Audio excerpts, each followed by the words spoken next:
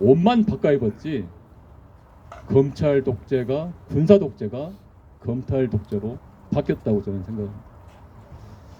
저는 고향이 광주입니다. 광주에서 태어나서 학창 시절을 빛골 광주에서 보냈습니다. 5.18 광주 민주항쟁 때 초등학교 3학년이었습니다. 운동장에 장갑차, 탱크, 트럭,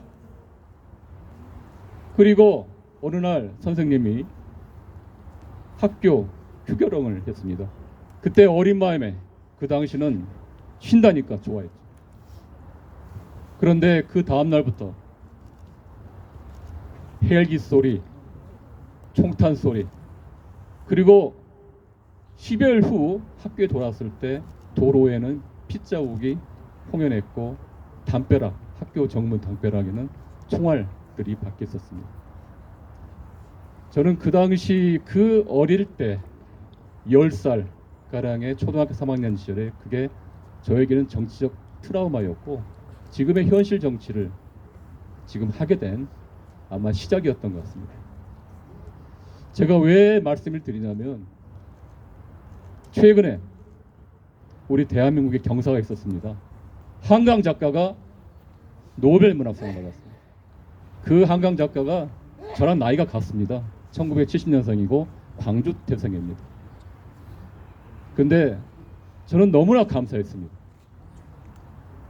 5.18이라는 아픈 역사의 진실을 그대로 소설화했고 4.3 항쟁 때의 슬픈 역사를 그대로 보여줬습니다.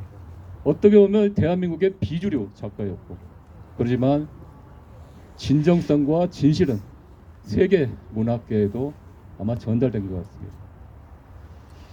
저는 이러한 그 당시 1980년대 그 아픔, 민주주의가 사라지고 독재가 행행하고 수많은 민주 열사들이 고통을 받고 지금까지도 그러한 게 이어지고 있습니다. 그런데 그리고 저희가 87년 민주항쟁 이후로 김대중 정권, 노무현 정권, 노무현 정부 그리고 문재인 정부를 탄생했듯이 40여 년간 그래도 민주화를 이뤄냈고 지금까지 왔습니다. 그런데 최근에 2년 반 동안 윤석열 정부가 들어와서 모든 게 민생도 민주주의도 경제도 안보도 모든 게 1980년도 40년도로 퇴행했다고 다 평가합니다. 87년 헌정 체제 이후 최악의 민주주의 퇴행이라고 합니다. 저는 윤석열 대통령이 참으로 준비되지 않는 무능한 대통령이라고 생각을 합니다. 그러니 부인이 여사님이 그렇게 훈수를 두고 그것이 국정농단으로 비화가 되고 있는 겁니다. 저는 여기 계시는데 의원님들 계시고 여기 유튜버나 우리 국민 계시지만 반드시 김건희 특검법은 반드시 관철을 해야 됩니다. 그것마저 못한다면 국회가 있어야 할 이유가 없고 대한민국 민주주의가 조종을 울리는 일이 있어서는 안 된다고 생각을 합니다.